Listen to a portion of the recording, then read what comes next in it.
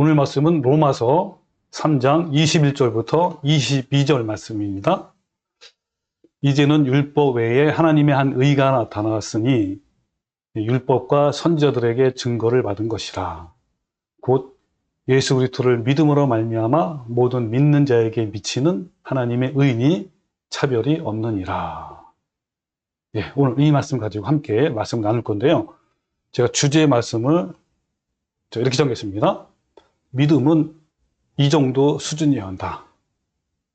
여기 괄호에는 꼭 구원은, 믿음과 구원은 어떤 관계인지 오늘 또 알아볼 건데, 이 구원은 이 정도 수준이어야 한다 라는데, 어느 정도 수준이어야 할까?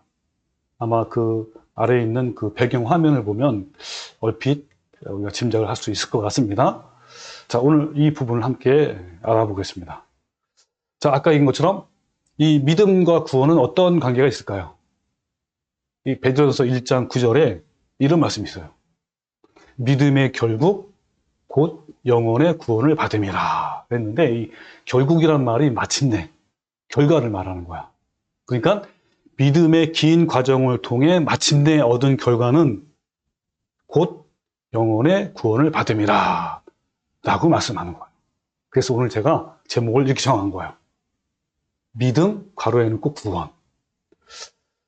자, 그리고 로마서 1장 17절에는요, 복음에는 하나님의 의가 나타나서 믿음으로 믿음에 이르게 한다라고 했어요. 그러니까 이 믿음은 순간의 개념이 아니라 처음부터 끝까지의 전 과정을 의미하는 거예요. 구원의 시작도 믿음이고, 구원을 이뤄가는 것, 즉 거룩함과 성화를 이뤄가는 것도 믿음이고, 그리고 마침내 결국 구원을 얻는 것도 믿음이에요. 그런데 성경에서 믿음만큼 잘못 이해되고 있는 단어도 없어요. 당시의 유대인들은 율법을 지키는 것이 믿음이고 구원이라고 믿었단 말이에요. 마찬가지로 오늘날 사역자들과 그 교인들도 잘못 이해하고 있어요.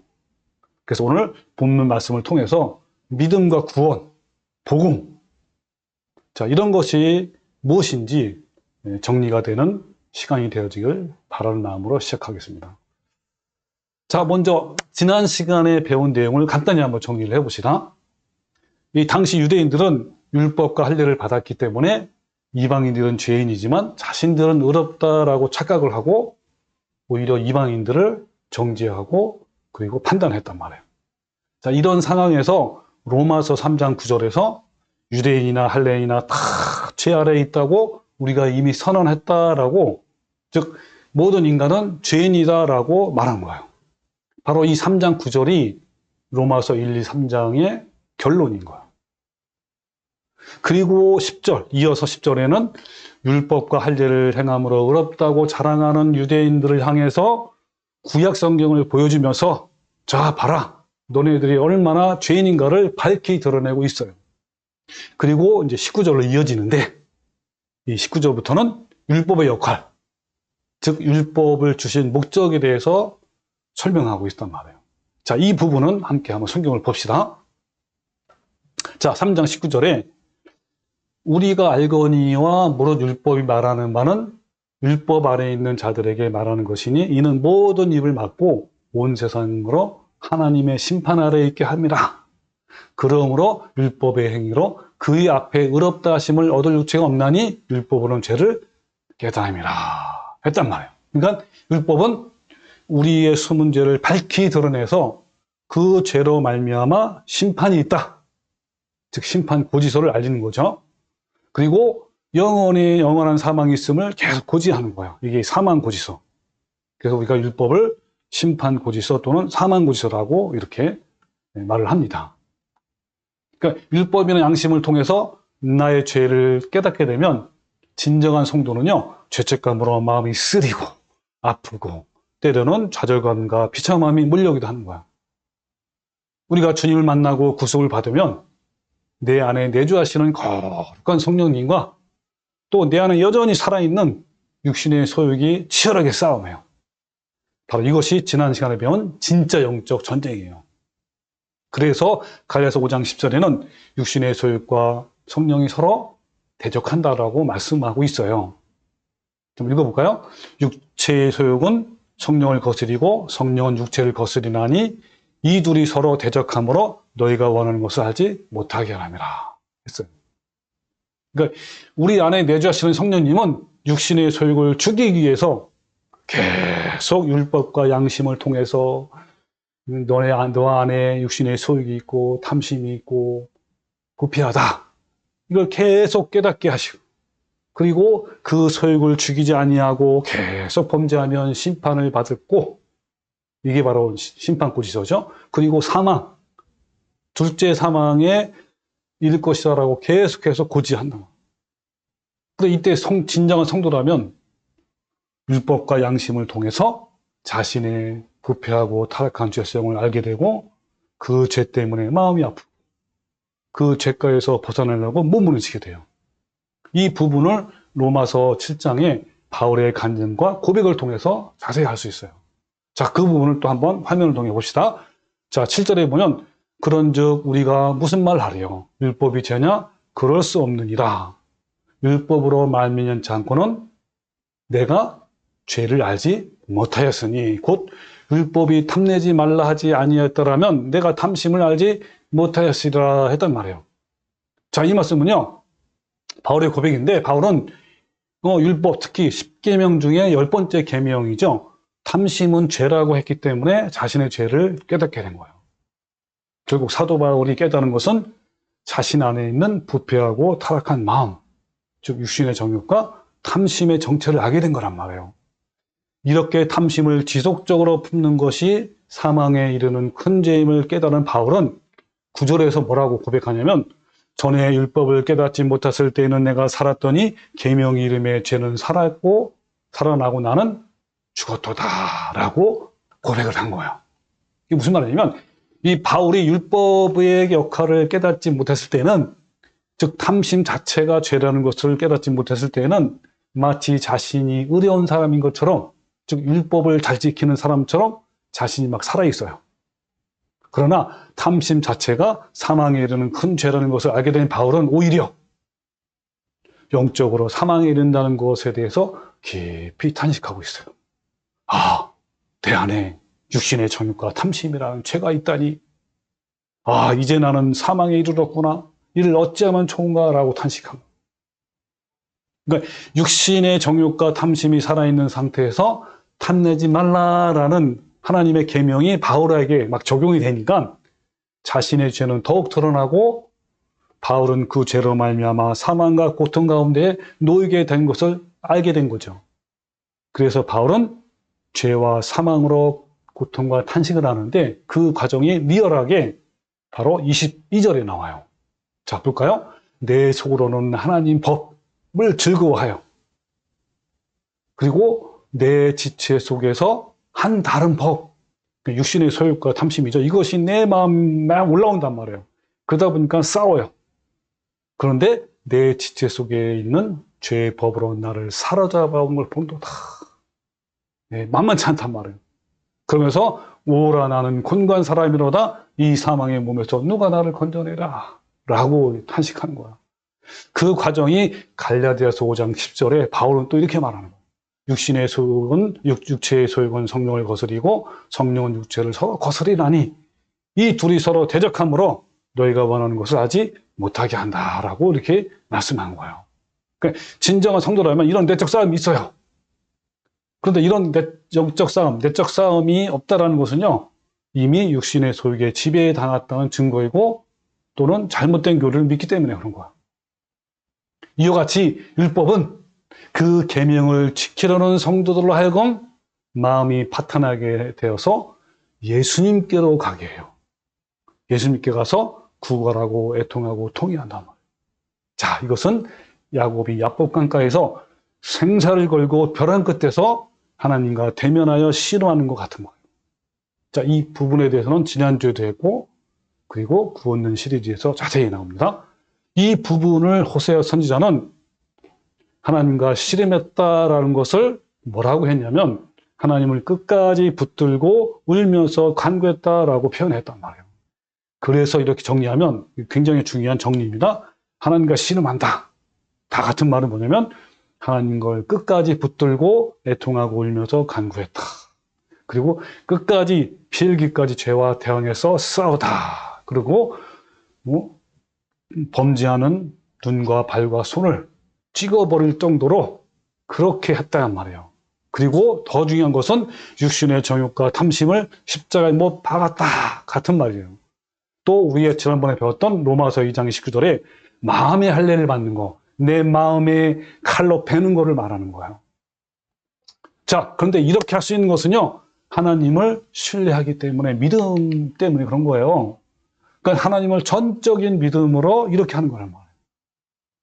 따라서 믿음은 생각과 마음으로만 인정한 것이 아니라 치열한 전쟁과도 같은 거예요. 이것이 바로 로마에서 강조되는 믿음으로 말미암는 치열한 복음이에요.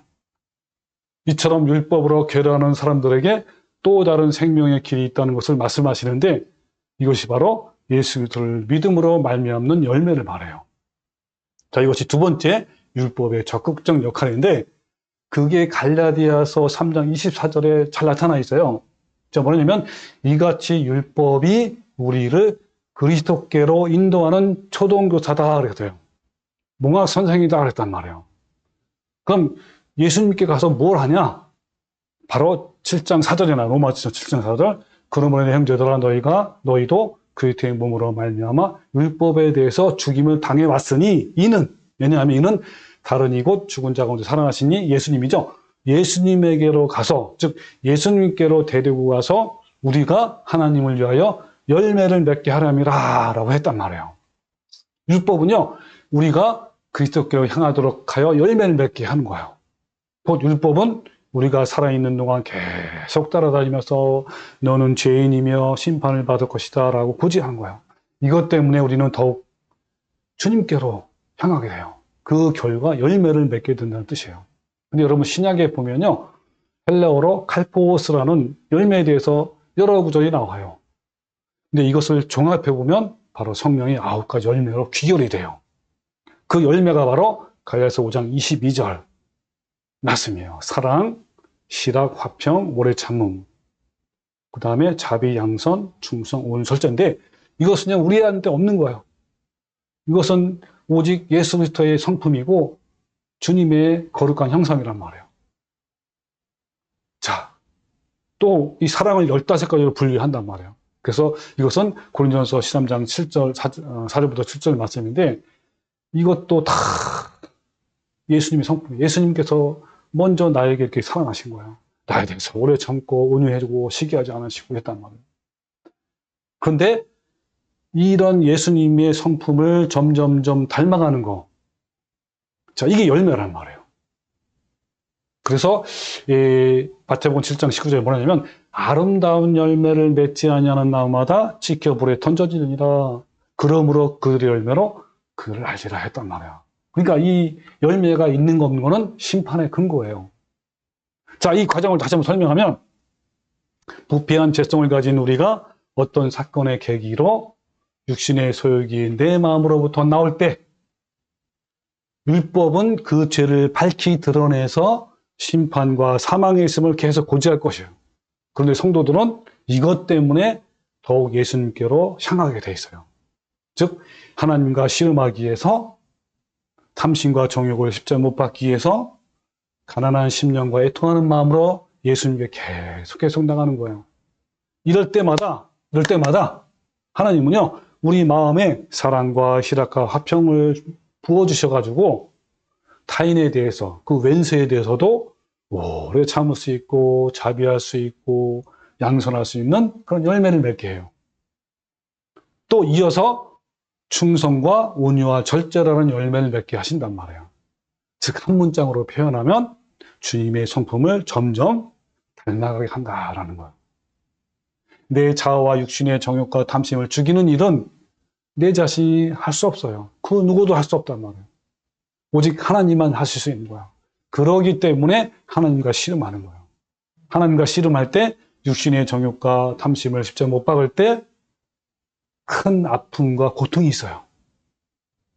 근데 바로 그때 하나님께서 사랑과 희락, 기쁨과 화평을 우리 마음에 부어주셔요. 이것은 정말 놀라운 일이에요. 이렇게 주님과 씨름하는 동안 언젠가부터 내 마음에 평온함이 찾아온 거예요. 샬롬, 에이레네가 찾아온 거예요. 그 왼수 같은 놈이 이제 더 이상 왼수가 아니라 긍휼과 사랑의 마음이 조금씩 생기게 되는 거예요. 하늘의 평가가 오고 기쁨이 찾아오고 사랑의 마음이 찾아온 거예요.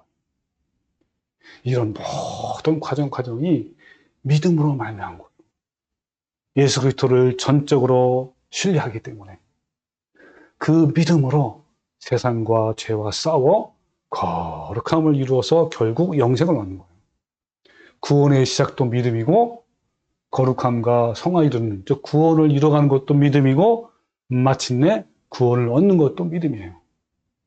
믿음으로 말미암는 구원을 설명할 때는 항상 내적 싸움, 영적 싸움이 치열해요. 자, 여기까지가 지난 시간에 알아본 거예요.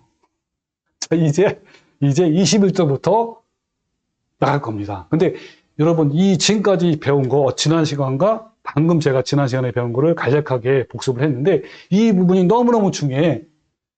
그러니까 21절부터 8장까지 지금 말한 부분을 계속 보충해주고 설명해주는 것이 바로 그거예요. 그러니까 이 부분이 너무 중요한 거예요. 자, 그럼 오늘 본문 말씀부터 한번 봅시다. 자, 화면에 보면 21절이죠. 이제는, 그 이제는 뭐냐면 이제 반전이 일어나요. 앞에 있는 것과 지금 이제부터는 이제 완전히 이제 바뀐단 말이에요. 이제는 율법 외에 하나님의 한 의가 나타났다. 의는 뭐냐면 하나님의 공의, 정의를 말하는 거. 이게 나타났다는 거예요. 율법이 아니고 뭐야? 근데 그것은 율법과 선지자들에게 증거를 받은 것인데 뭐냐면 곧 예수 그리스도를 믿음으로 말미암아 모든 믿는 자들에게 미치는 하나님의 의다. 근데 차별이 없다 그러죠. 자, 그러면 이유를 잘 봅시다. 자, 21절 보면 이제는 율법 외에 하나님의 한 의가 나타났다 그랬는데 지극하면 이런 거예요. 그러나 이제는 율법과 관계없이 하나님의 한 의가 나타났다 이런 거예요. 이걸 해석하면 하나님께서 나타내신 한 가지 의는 율법과는 전혀 관계가 없다는 거예요. 그러니까 율법은 하나님의 의가 아니라는 거예요. 왜냐하면 율법은 아까 뭐라 했죠? 어떤 역할을 해요? 그렇죠. 심판을 고지하고 사망을 고지하는 거란 말이에요. 그죠? 데리고 가는 역할을 하는 거예요. 그러나 하나님의 의는 살리는 복음이에요. 다르다. 근데 잘 보세요. 22절. 곧 예수 그리스도를 믿음으로 말미암아 모든 믿는 자에게 미치는 하나님의 의는 차별이 없다. 이렇게 했는데 여기에서 분명히 잘못된 번역이 있어요. 무엇일까요? 자, 앞에 21절부터 연결해서 해석해 보면 대충 알 수가 있어요. 21절은 그러나 이제는 율법과 관계없이 하나님의 한 의가 나타났다. 그 하나님의 한 의는 바로 22절이다. 즉 예수 그리스도를 믿음으로 말미암아 이렇게 나가잖아. 그죠? 근데 문제는 자, 22절이 한글 성경에서 치명적인 번역의 오류가 있는데 그 오류는 단 한 글자예요. 그런데 그 하나의 글자가 바뀜으로 복음의 내용이 바뀌는 어처구니 없는 일이 발생했어요. 자, 그게 뭐냐면 예수 그리스도를 믿음으로 이게 아니라 예수 그리스도의 믿음으로 이렇게 해야 되는 거예요.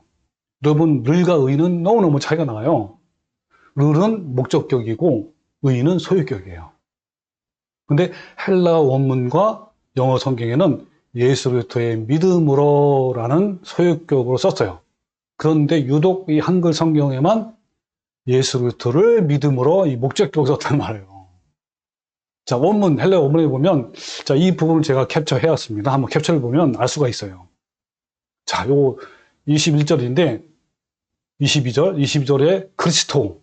요게 이제 크리스토스인데, 요거를 클릭하면요. 여기 뭐죠? 소유격이에요, 소유격. 그리고 지저스도 마찬가지 소유격이란 말이에요. 그래서 이렇게 헬라어는요, 반드시 이렇게 뭐 단순히 뭐 성별이니 품자 다 정확히 나와 있단 말이에요. 자, 이것뿐만 아니라 NIV 성경에도 자, 노란 글씨 보세요. Through faith in Jesus Christ.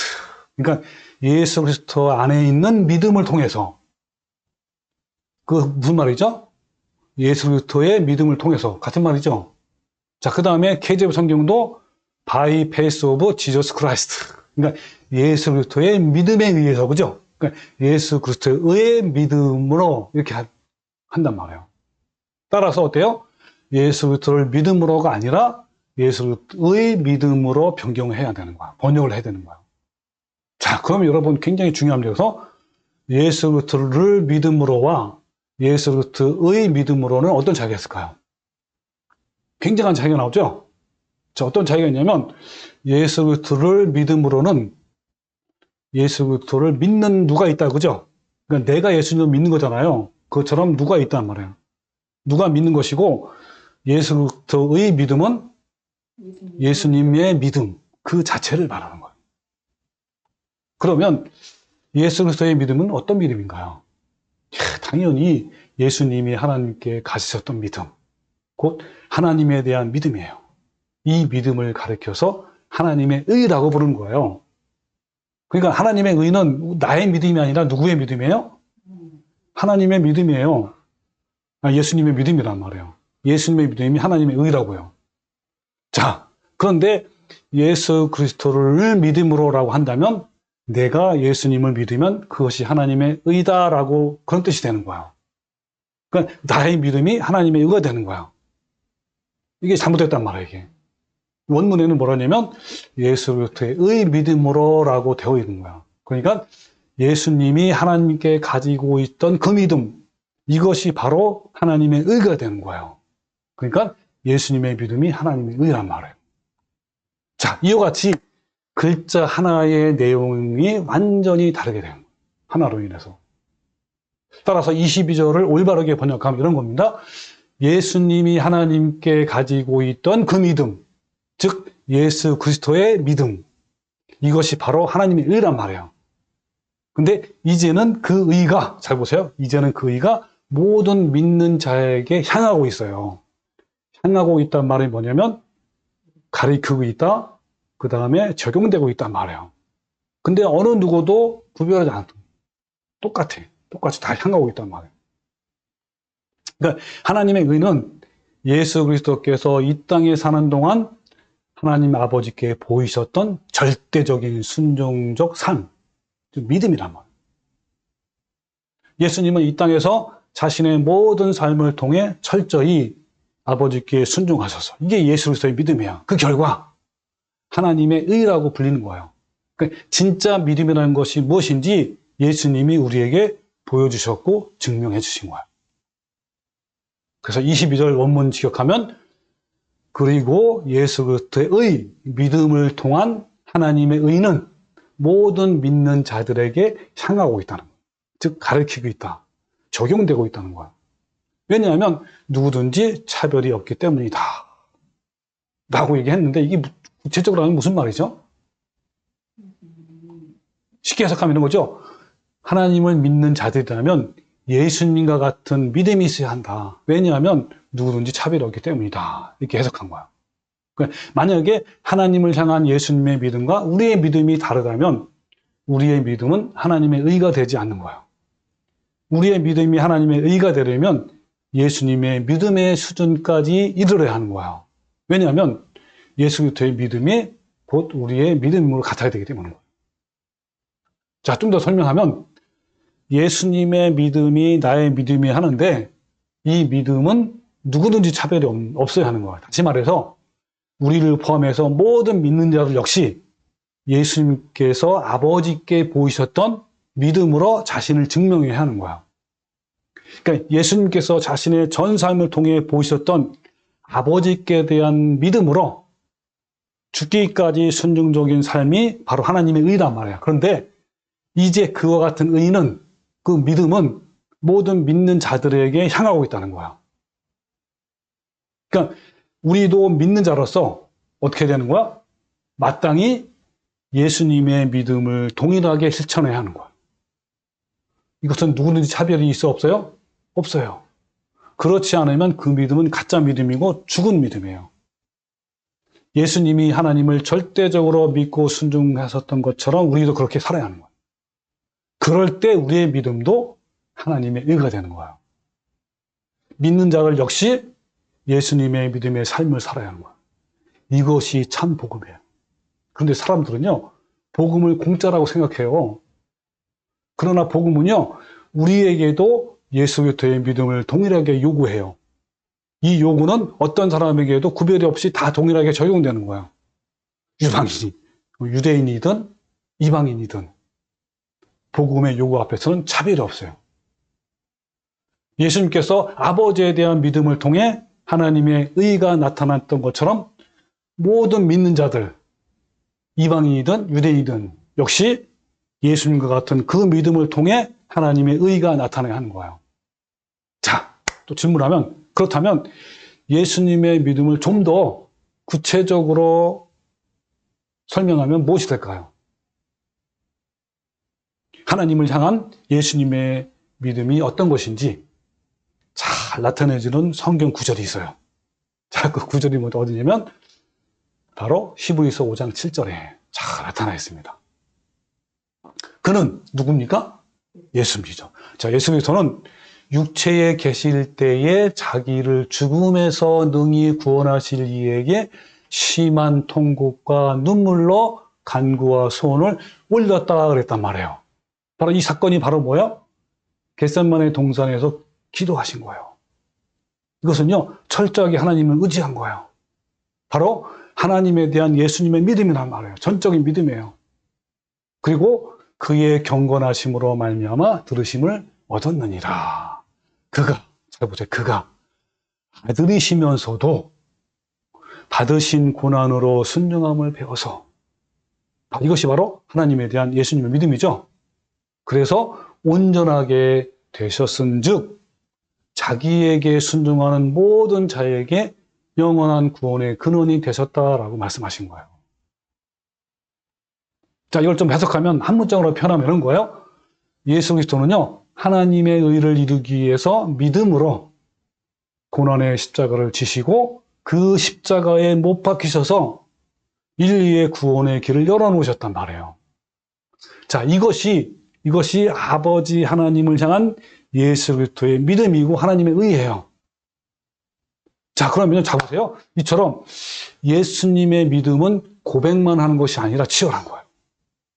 그렇다면 우리도 예수님처럼 십자가를 지고 그 십자가에 못 박혀야 하는 치열한 믿음이 하는 거예요. 그렇죠? 그래야 예수님의 믿음이 바로 우리의 믿음이 되는 거예요.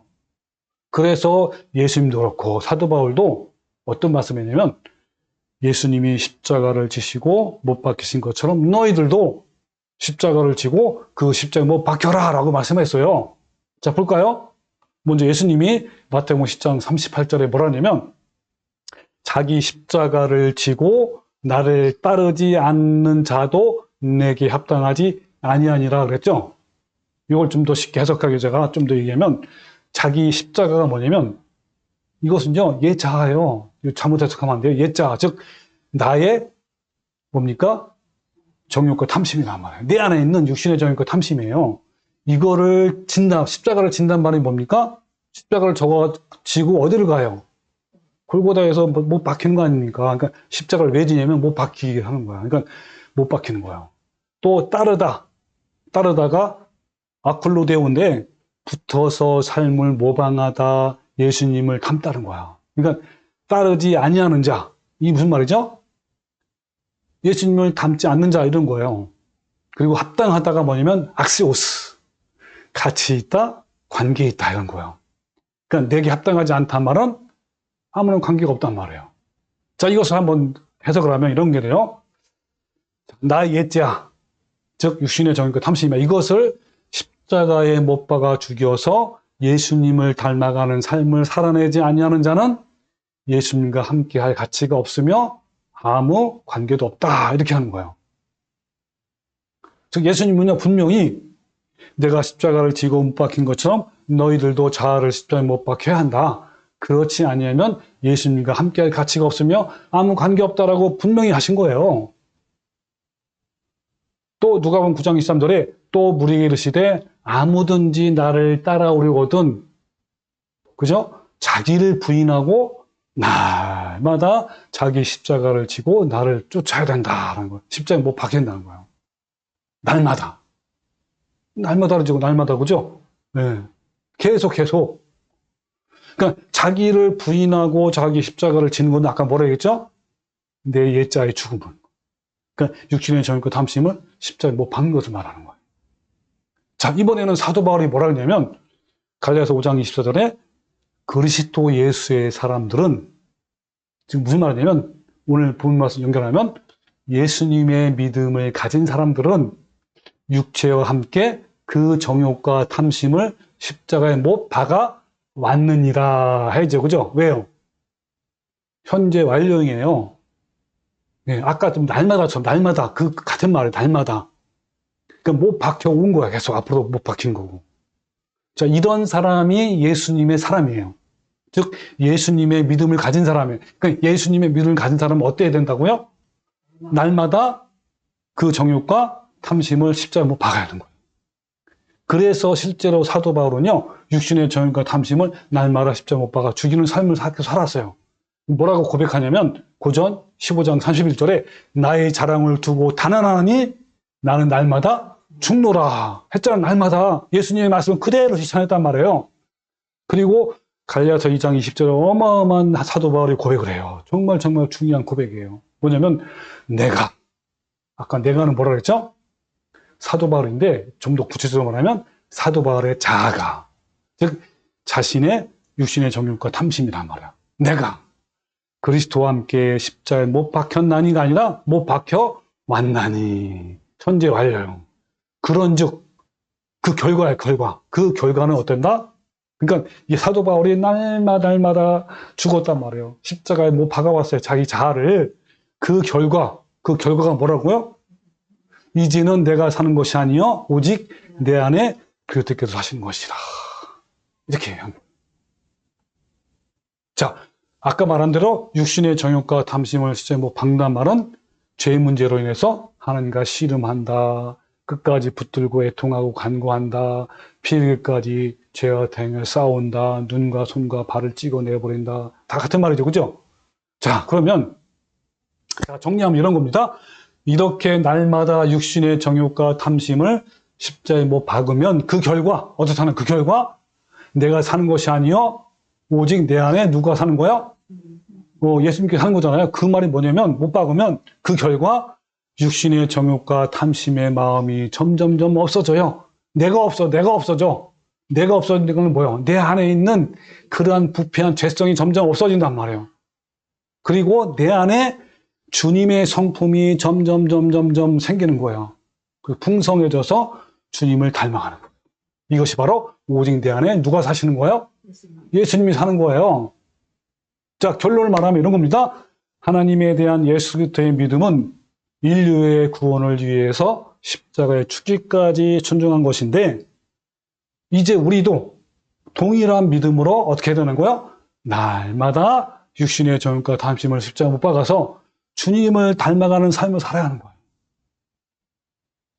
자, 히브리서 5장 9절 아까 읽은 거죠. 5장 7절에 그는 육체에 계실 때에 자기를 죽음에서 능히 구원하실 이에게 심한 통곡과 눈물로 간과 손을 흘렸다 그랬잖아요. 이게 언제 사건이라고요?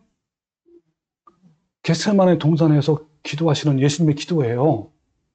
자, 이 기도가 바로 어디에 나오냐면 누가복음 22장 41절에 나와요.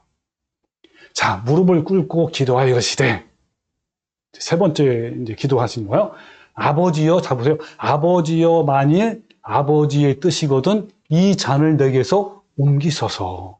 그러나 내 원대로, 자 보세요. 내 원대, 예수님의 원이 있어요. 그죠? 그 원대로 하지 마시고 아버지의 원대로 되시기를 원합니다. 하시니 천사가 하늘로부터 예수께 나타나 힘을 더하더라. 예수께서 힘쓰고 애써. 이걸 마태복음에서 뭐라고 표현했냐면 심히 통곡했더라서요. 더욱 간절히 기도하시니 땀이 땅에 떨어지는 빗방울 같이 되더라. 했단 말. 여러분, 이것이 바로 아버지 하나님께 대한 아들 예수 그리스도의 믿음이에요. 이걸 좀 해석하면 이런 겁니다.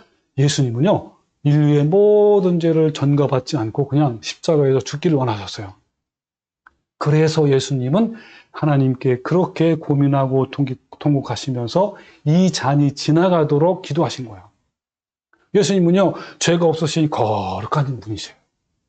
그 잔을 마시면, 즉 인간의 모든 죄와 죄악들이 예수님의 속으로 들어오는 거예요. 그러니 얼마나 여러분 괴롭겠습니까? 그 거룩하신 예수님은 견딜 수가 없을 정도로 너무 고통스럽고 힘든 거예요. 그러나 하나님은 예수님이 그 잔을 마시기를 원하셨어요. 즉 아버지 하나님께서 자신의 아들에게 인간의 모든 불법과 죄를 예수님에게 전가 담당시키시려 할 때 예수님은요, 이것이 너무 고통스러운 것이지만 마침내 아버지 하나님에 대한 절대적인 믿음으로 자신의 원함, 자신의 뜻을 다 포기하고 아버지의 뜻에 순종하신 거예요. 이게 바로 무슨 믿음이에요? 예수님의 믿음이에요. 그러나 내 원대로 하지 마옵시고 아버지의 원대로 되기를 원하나이다 라는 위대한 믿음의 기도를 한 거예요. 내 의지와 내 소원과 내 뜻을 십자가에 못 박아 포기하고 하나님의 뜻에 온전히 복종하는 것이 바로 예수님의 믿음이고 우리의 믿음이 되어야 하는 거예요. 하나님을 알기 전에는 내 생각대로, 내 고집대로, 내 의지대로, 내 소망과 꿈대로 세상을 사랑하며 살아왔잖아요. 근데 이제는 언제요? 구속을 받은 이후에는 우리도 예수님의 믿음처럼 내게 유익했던 모든 것을 포기하고 배설물로 여기는 삶을 살아가는 거예요. 또 쉽게 말하면 이런 거야. 그동안 내가 좋아하고 추구했던 돈과 물질, 이게 최고잖아요. 최고로 여겼단 말이에요. 그리고 명예, 지식, 자랑, 교만, 악한 생각, 쾌락 등을 믿음으로 말미암아 포기하고 버리는 것이 십자가에 못 박혀 죽는 거란 말이에요. 여러분은 어떠신가요? 예수님의 믿음이 얼마나 치열합니까? 여러분의 믿음의 수준이 어느 정도입니까? 마찬가지로 우리의 믿음도 그냥 생각만으로 동의하는 정도가 아니라 예수님의 믿음처럼 치열한 싸움이 하는 거예요. 이것을 야고보서에서는 행함이 없는 믿음은 죽은 것이다 라고 표현한 거예요. 여러분 얼마나 치열한 믿음인지를 생생하게 알 수 있는 성경이 바로 히브리서 11장 믿음의 장이에요. 우리는요, 믿음의 진수를, 믿음의 수준을 히브리서 11장의 믿음의 선진들을 통해 분명히 알 수 있어요. 히브리서 11장의 믿음의 장은요, 예수님의 믿음을 그대로 모방했던 믿음의 선진들이 나와요. 그래서 11장에 보면 믿음은 바라는 것들의 실상이요 보이지 않는 것들의 증거니 선진들이 이로써 증거를 얻었다 했단 말이에요. 우리도 이런 증거를 얻어야 되죠. 그래서 믿음으로 아벨은 가인보다 더 나은 제사를 하나님께 드림으로 의로운 자라 하시는 증거를 얻었으니 믿음으로 에녹은 믿음으로 노아는 믿음으로 아브라함은 믿음으로 모세는 등등등. 그리고 35절에는 믿음으로 어떤 이들은 더 좋은 부활을 얻고자 하여 심한 고문을 받되 구차히 풀려나기를 원하지 아니었으며 또 믿음으로 어떤 이들은 조롱과 채찍질 뿐만 아니라 결박과 옥에 갇히는 시련도 받았으며 돌로 치는 것과 톱으로 켜는 것과 시험과 칼로 죽임을 당하고 양과 염소의 가죽을 입고 유리하여 궁핍과 환난과 학대를 받았으니 이런 사람은 세상에 감당하지 못하니라. 그들이 광야와 산과 동굴과 토굴에 유리하였느니라 했단 말이에요. 여러분 어떠신가요? 이들의 믿음은 그냥 믿습니다라고 하면서 마음과 생각만으로 말로만 동의하는 수준입니까? 네, 믿음의 선진들은요, 자신의 모든 것을 다 포기하고 버리고 두려운 줄 모르고 생명까지 내어놓고 동굴과 토굴에 유리 방황하면서 예수님의 믿음의 길을 쫓아간 거예요. 다시 말하면 하나님의 의의 요구대로 예수님처럼 살아간 믿음의 선진들을 통해서 우리들에게 본을 보여준 거란 말이에요. 현재 여러분 유튜브에 히브리서 11장의 믿음의 선진들에 대한 영상이 올려져 있습니다. 참고하시고요. 그런데 이어서 12장에서는 우리도 믿음의 선진들처럼 경주하자라고 말씀하고 있어요. 볼까요? 12장 1절에 이러므로 우리에게 구름같이 둘러싼 허다한 증인들이니 이 허다한 증인들이 바로 예수님의 믿음을 그대로 쫓은 자란 말이에요. 있으니 모든 무거운 것과 얽매기 쉬운 죄를 벗어버리고 인내로서 우리 앞에 당한 경주를 하자 그랬죠. 그러면서 믿음의 주여 나오잖아요. 믿음의 주, 네, 믿음의 예수님, 믿음의 주여, 또 온전케 하신 예수님을 바라보자. 그는 그 앞에 있는 기쁨을 위하여 십자가를 참으사 부끄러움을 개의치 아니하시더니 이게 바로 예수님의 믿음이고 의지이고 순종이에요. 그래서 하나님의 보좌 우편에 앉으셨느니라. 너희가 피곤하여 낙심하지 않기 위하여 죄인들이 이같이 자기에게 고약한 일을 참으신 일을 생각하라. 예수님 믿음이란 말이에요. 그러면서 너희가 죄와 싸우되 아직 필기까지는 대항하지 아니했단 말이에요. 지금까지는. 그러나 어때요? 이제는 어떻게 하라는 거예요? 너희가 필기까지 죄와 대항해서 싸우라 이 말이에요. 이게 바로 예수님의 믿음이고 우리의 믿음이라는 거예요. 우리도 예수님의 믿음처럼 죄와 필기까지 싸우는 믿음을 가져야 하는 거예요. 이제 예수님의 믿음은요, 우리를 향하고 있어요. 그러므로 우리도 이 길을 따라가는 거예요. 고백만 하고 믿기만 하면 된다라는 복음은 가짜 복음이에요. 오늘날 한국교회는 잘못된 교리로 말미암아 목숨을 걸고 싸워야 하는 치열한 복음을 너무나 쉬운 복음으로 변질시켰어요. 자, 다시 한번 강조하지만 오늘 본문 말씀 로마 3장 22절 말씀은 치열한 복음이에요. 하나님께서 우리에게 주신 복음은 예수님의 믿음처럼 싸우며 투쟁하고 온전히 신뢰하고 순종하고 온전히 참고 바라고 견디야 하는 거예요. 여러분은 어떠신가요?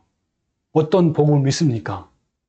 고백만 하는 믿음인가요? 아니면 치열한 믿음인가요? 이렇게 치열한 복음의 결과에는 반드시 아름다운 열매를 맺게 되어 있어요. 그 열매는 9가지 성령의 열매이고 예수님의 성품을 닮아가는 거예요. 이것은 율법과 다른 것이고요. 율법과 관계없는 거예요. 그래서 본문 21절에 이제는 율법 외에 율법 외에 하나님의 의가 나타났다. 그 하나님의 의는 예수 그리스도의 믿음으로 말미암은 것인데 모든 신자에게 향하고 있다라고 말씀합니다. 율법은 심판과 사망을 고지하지만 치열한 복음은 우리에게 하늘의 기쁨과 평화를 부어주셔서 예수님의 거룩한 성품을 닮아가게 하는 거예요. 그래서 가야서 5장 22절에 오직 성령의 열매는 사랑과 희락과 화평과 오래 참음과 자비와 양선과 충성과 온유와 절제이니 하면서 이 같은 것을 금지할 법이 없다라고 한 거예요. 이 같은 것을 금지할 법이 없다라는 말은요, 성령이 9가지 열매, 즉 예수님의 성품을 닮아가는 것을 반대할 율법이 없다는 거야. 그러니까 예수님의 성품을 닮아가는 것은 모든 율법을 뛰어넘는 거야. 율법이 초등학교 수준이라면 성령의 9가지 열매는 대학생 수준. 그러므로 사랑은 율법의 완성이라 했죠. 성령의 열매인 아가페 사랑은요, 최고의 계명이고 율법의 완성이고 부족한 것이 전혀 없기 때문에 모든 율법을 뛰어넘어서서 정말 놀랍게도 하나님의 거룩한 형상, 예수님의 성품을 닮아가게 하는 거예요. 이 얼마나 놀랍고 영광스러운 일이 아닙니까? 여러분, 이 부분에 대해서는 구원론 시리즈에 자세히 나와 있고요. 또 앞으로 또 계속 할 거예요. 여러분, 로마서는요, 참 복음이 무엇인지 밝혀주는 바로미터예요. 다음 시간도 기대하고 기대하십시오. 여러분, 우리 모두 예수님의 믿음처럼 이 땅에서 하나님의 거룩한 성품을 치열하게 이루어가는 믿음의 성도가 되시기를 주님의 이름으로 축원합니다. 아멘.